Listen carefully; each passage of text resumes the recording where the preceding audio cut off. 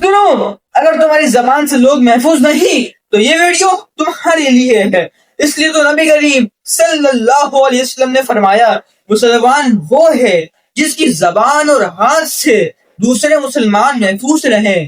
یعنی صرف یہ دیکھنا کافی نہیں کہ ہم نماز پڑھتے ہیں یا نہیں، یہ بھی دیکھنا ہے کہ ہماری زبان سے کسی کو تکلیف تو نہیں ہوتی، غیبت مذاق میں کسی کی بے عزتی، کسی کے پیچھے اس کی برائی۔ اس لیے تو اللہ تعالیٰ قرآن میں فرماتے ہیں اور ایک دوسرے کی غیبت نہ کرو۔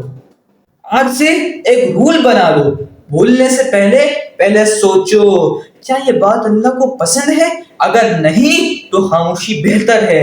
اگر تم اپنی زبان کی حفاظت کا ارادہ کرتے ہو تو کمنٹ میں لکھو انشاءاللہ، اور اس ویڈیو کو زیادہ سے زیادہ شیئر کریں تاکہ لوگ اپنی زبان کو سنبھالیں، کسی کو اس زبان سے تکلیف نہ ہو، اور جاتے اس چینل کو بھی سبسکرائب کر کے جائیں۔ جزاک اللہ۔